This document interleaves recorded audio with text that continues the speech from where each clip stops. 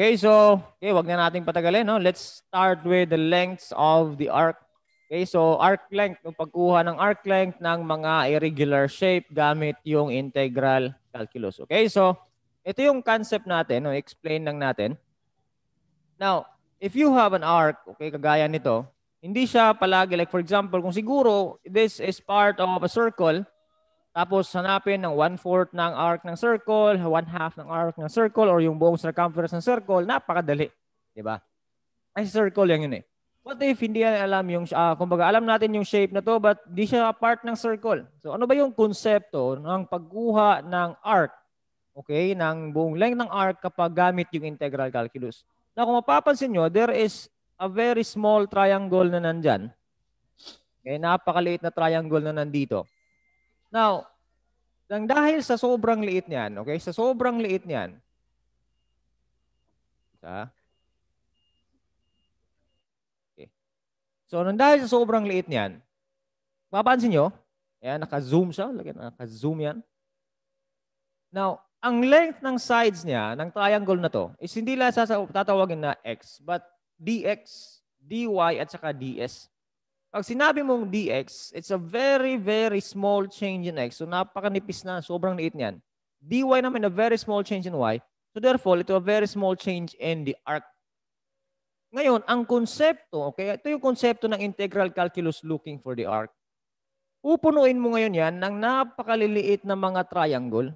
Okay? Pupunuin mo ng napakaliliit na mga triangle.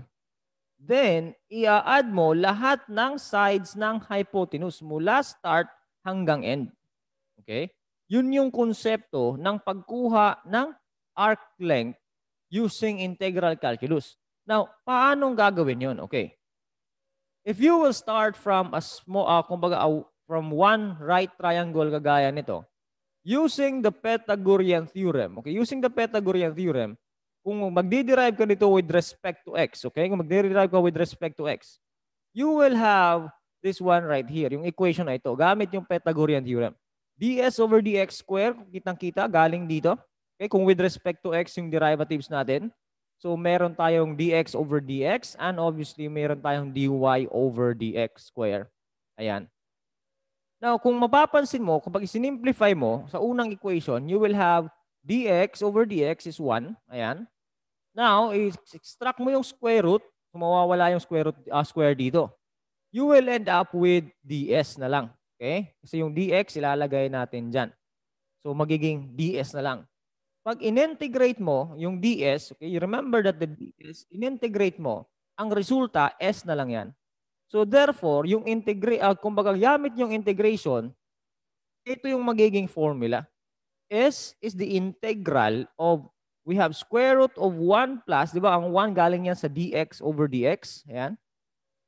Plus, we have dy over dx square dx. Kasi yung dx kanina na nandito, nalipat na dito ngayon. So, para ma-add mo lahat, no, yung mga arc length. So, yes, para ma-add mo lahat ng mga arc length mula sa side na to hanggang sa dito na part, hanggang sa matapos, you need to integrate. Okay, if this is x1, nandito x1, y1, nandito yung x2, y2. Ayan. So, kung gumagamit ka ng dx, tanda na, could remember the concept galing sa area, that if you are using dx, your limit are values of x. So, x1 to x2. So, hindi din illegal na what if natripan mong gumamit ng dy, obviously, what will change dito is that you will have ds over dy square, okay, plus is equal to, this time, magkakaroon ka ngayon ng dy over dy square plus dx over dy square naman. Kung mapapansin mo, si dy over dy ngayon yung magiging 1, and yung matitira is si dx over dy. That is what is happening in this formula naman din. Okay, the dx over dy. This time, as you can see, gumagamit tayo ng dy. So kung gumagamit tayo ng dy, ayan, mapapansin niyo, the limits are also values of y. So basically, these are just formula. Now here's the thing, no? Sa pagkuha ng arc length ng bawat curve using integral calculus, you should have the basics of integration. Bakit? Kailangan mo talagang kunin yung function ng dy over dx or dx over dy, okay? Dahil kapag number lang yung ilagay mo dyan, like pag nagamit ka ng calculator, magkakamali ka. Kailangan mo talaga siyang i-manual and ilagay talaga yung function dito sa formula natin. Okay? Hindi lang yan. Kasi pwedeng dx with respect to dx tayo, pwede din with respect to dy. But remember, it could also be with respect to a certain parameter. Meron tayong mga tinatawag na mga parametric equation. So kung meron tayong mga parametric equation, like for example, the parameter is t, okay? If the parameter is t, so obviously, hindi ka na mag-go with respect to dx, hindi ka na with respect to dy. This time, with respect to dt ka na. So ds over dt square is now equal to, we have dx over dt plus dy over dt, naka-square lahat yan. So saan galing yan? Galing sa right triangle. As you can see, at it will end up na nandito. Ayan.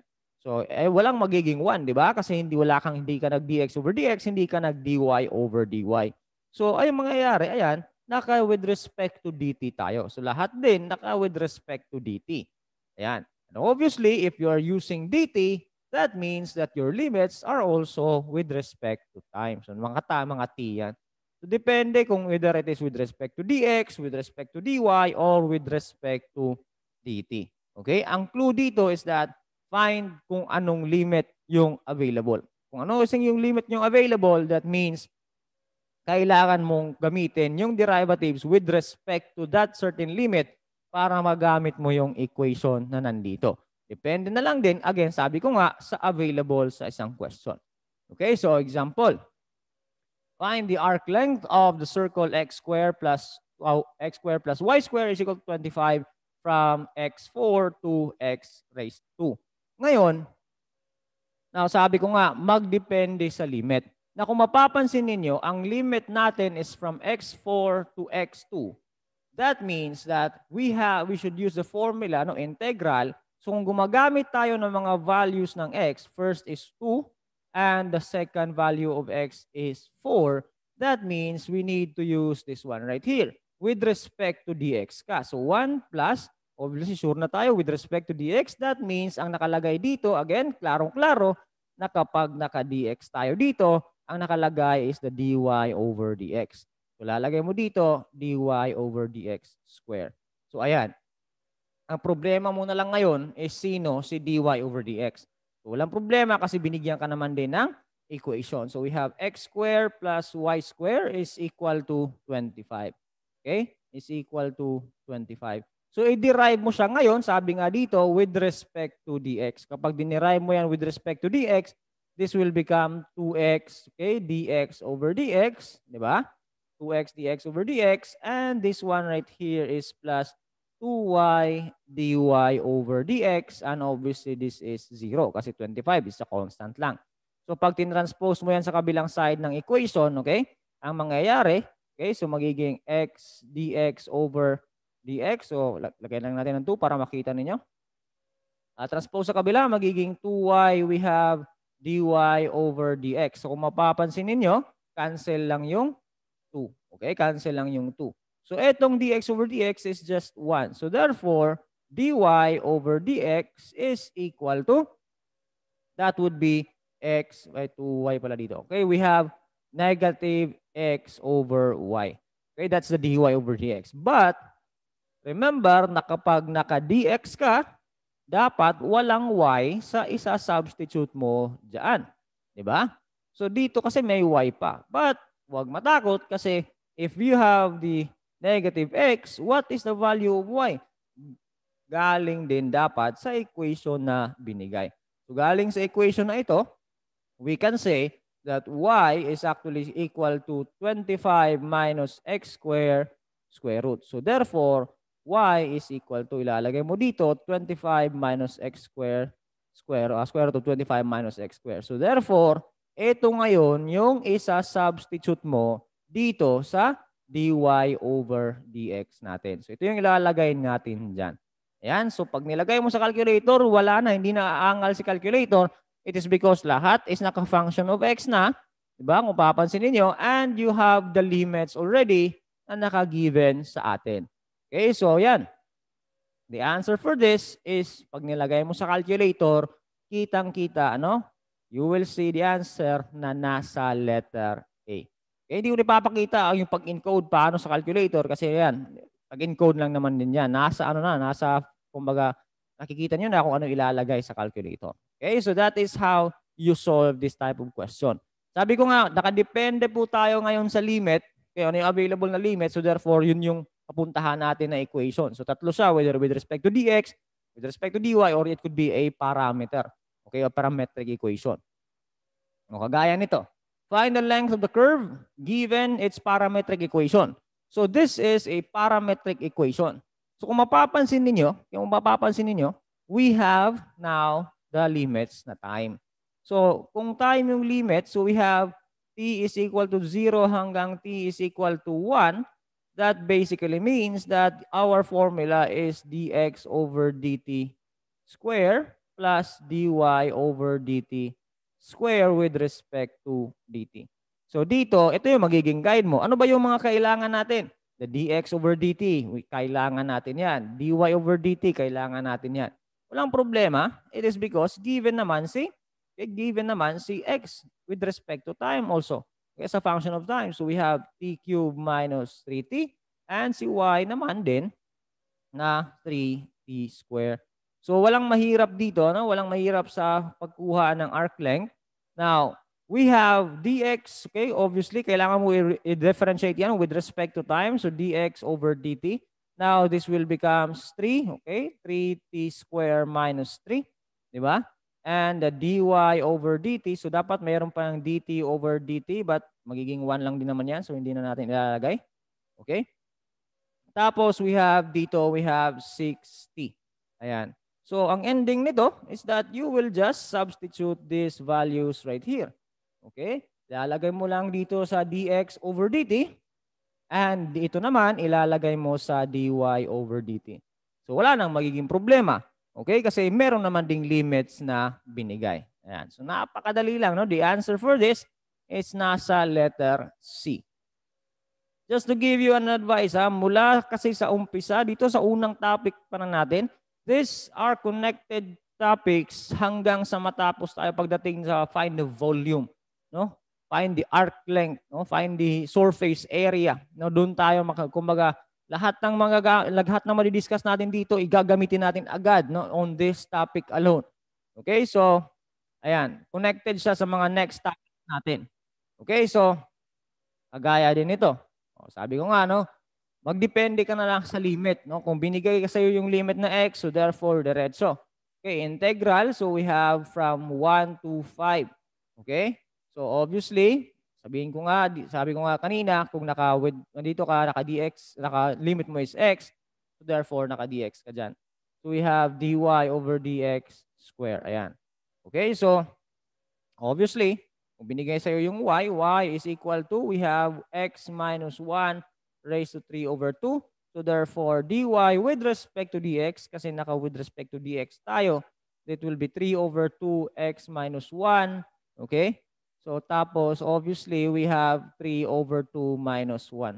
So kahit ito, ilagay mo na diretso substitute mo na diretso ito sa dy over dx, ayan, makukuha mo agad yung sagot dyan sa arc length na to. The answer for this is nasa letter D. Okay, so ganun lang siya kabilis, ganun lang siya kadali. But the challenge is, sabi ko nga, is yung pag-manual. Okay, yung pag-manual derivative, no, ng kumbaga ng ating function, kung ano man yung binigay. Okay? Now, meron din tayong tinatawag na arc length of polar curve. Okay, so arc length ng polar curve. Kasi last time, no, kung meron tayong, for example, meron tayong lemniscate, ayan. So, alam na natin paano kunin yung area. Okay, alam na natin paano kunin yung area. Remember, the area of the formula ng area is we have this, no?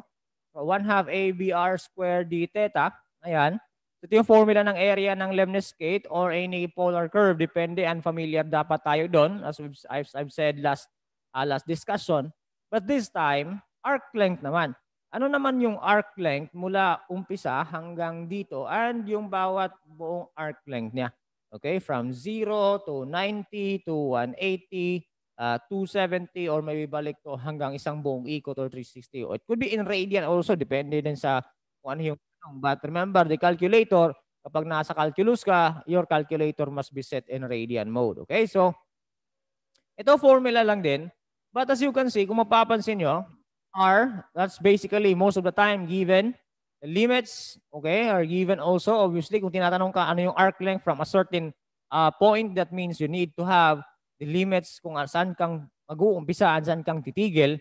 Again, the challenge here is the first derivatives. Okay, the function of the first derivatives. Okay, so yan yung challenge dito ngayon. Ano yung function ng first derivative niya? Okay, ng dr over d theta. Okay, so example. Find the length of the curve. We have the function r. Okay, the r is equal to, we have, let's say, sabi kasi dito a, tapos i-distribute mo yung a dyan. So, ibig sabihin, this is a cardioid. So, we have a minus a cosine theta. Diba? A minus a cosine theta from the length, from the theta 0 to pi, sabi niya. And also the length, the total length of the curve.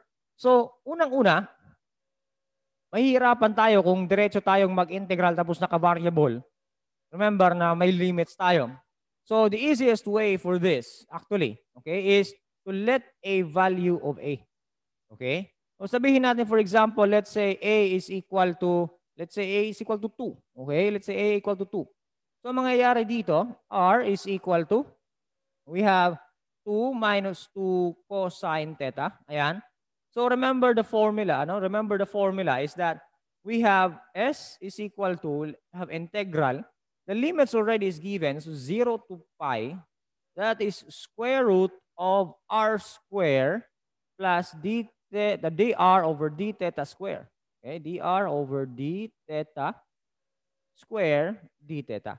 So, we already have the r given na sa atin. Walang magiging problema dyan. 0 to pi.